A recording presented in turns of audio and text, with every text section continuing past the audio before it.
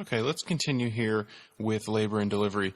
You know, the first stage of labor and delivery is the actual labor. It's the laboring part. It's the hard part before the baby starts actually coming out. That last little part where the baby's coming out.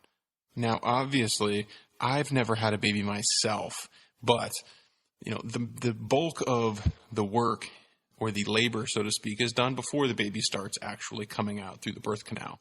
That part actually just takes, several minutes or even less. So the first part is the laboring. The second stage of labor starts with delivery of the head. Okay, so it starts with the delivery of the head of the baby. And then the first thing that will happen on the NCLEX world is suction of the mouth and then the nose. Okay, so the head comes out. The shoulder hasn't emerged yet. They'll suction the mouth and nose. All right, and you're not going to see this as much in a lot of facilities anymore. They don't suction unless the baby's under some sort of distress or there's something that indicates that that they should be using suction. They don't just do it routinely anymore. But on the NCLEX world, the second thing you're going to do is suction of the mouth and then the nose. The third thing you're going to do is check for a nuchal cord.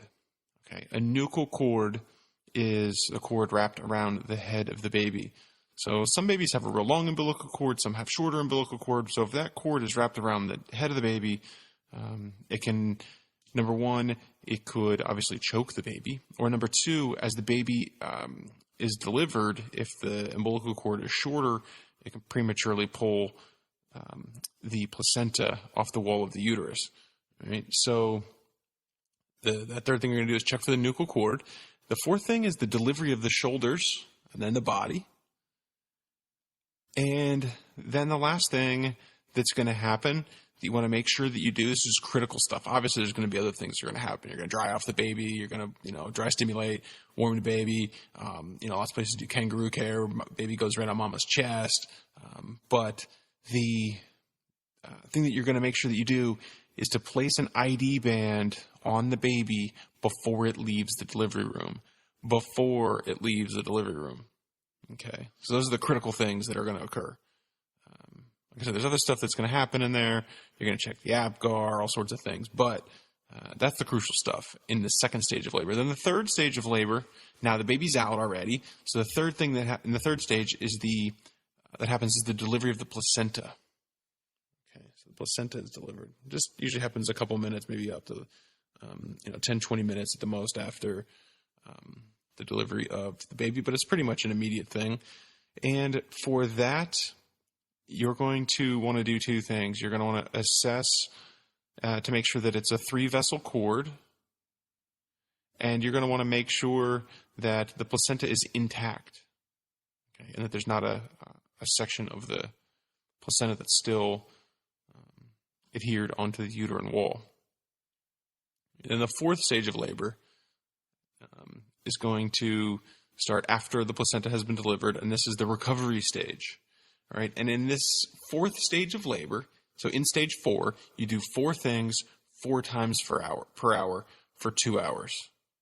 Okay, fourth stage, 4 things 4 times per hour for the first 2 hours. So you're doing this every 15 minutes. Okay, so you're going to check the vital signs, basically assessing for shock.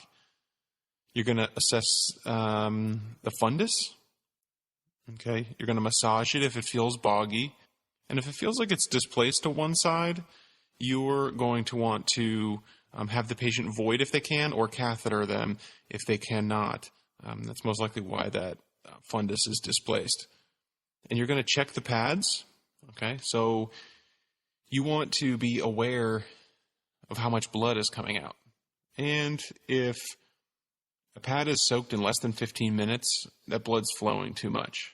Okay, so normally it should take about 60 minutes, about an hour to soak a pad. That's kind of normal. Obviously, it should slow down and take more time to saturate a pad as time goes on. So that first pad might be 15 minutes, 20 minutes. That next pad should take longer, and the third pad longer yet, and onward. So that's what you would expect to happen, less bleeding over more time. But you also want to make sure that the last thing you do is you roll the patient to assess for blood underneath the patient.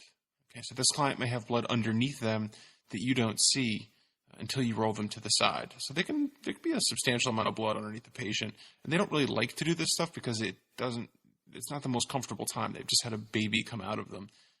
So that fundus is going to be, tender as you're pushing on their abdomen, but it is something that you do need to assess and then roll them side to side, even though they're not so keen on it, to make sure that there's no blood underneath the client. And then postpartum, after that first 2 hours assessment that you're going to want to do, you want to make sure that the uterus, the tone of the uterus should be firm, and it should be located midline. Okay, so not displaced side to side. So lochia, the lochia that comes out should start off rubra. Lochia rubra. And rubra just means red. Okay, it should be bright red. And then as time goes on, the lochia should start to become more serous. So it's going to look a little more pink. So it shouldn't be so bright red. It should start to become more pink over time. And then finally it should appear alba, which is white. So if the rubra started off bright red and then it transitioned to pink and then it went to white and then it went to pink again and then to red again, that would be a problem, right? So you don't expect that to happen. You don't expect it to go from pink to bright red. Right? So bright red is expected right away, and then pink, and then white. Okay, rubra, serosa, and then alba. You also want it for the extremities. You want to assess pulses. Okay, you want to assess the amount of edema, and you want to assess for signs and symptoms of thrombophlebitis. Okay, and you're going to do that by comparing calf sides bilaterally.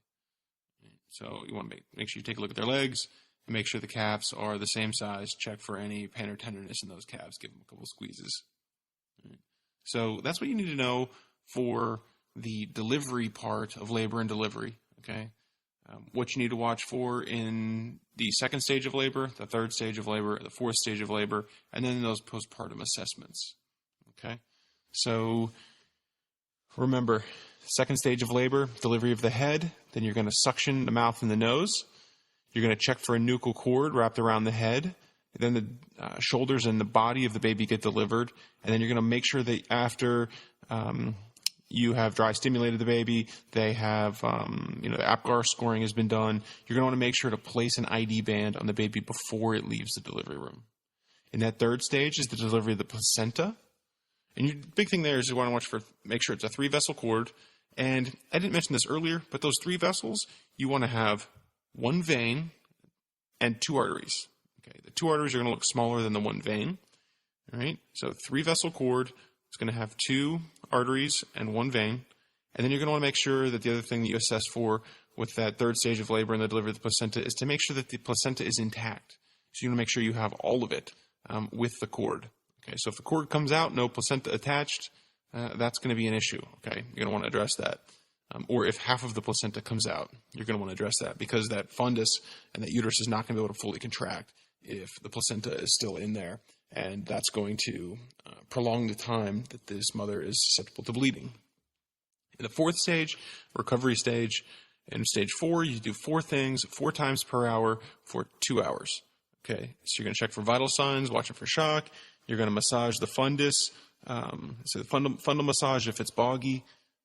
If it's displaced, you're going to have them void or cath them. You're going to check the pads, and you're going to expect them to take about an hour to get soaked. But if it looks like it's 15 minutes, then that's a little too frequent. And you're going to want to roll the patient to assess for blood under her in the bed. And then postpartum, after that first 2 hours after the delivery of the baby, the uterus tone should be firm and located midline. Lochia should start off rubra and be bright red. Then it should become more serosa, which is pink. Then alba, which is white. And then lastly, you want to assess the extremities for the pulses. And you want to make sure that the edema is not increasing. And you want to watch for signs and symptoms of thrombophlebitis by comparing bilateral calf sizes. Okay, so there you go. That is a quick run through of the delivery part of labor and delivery.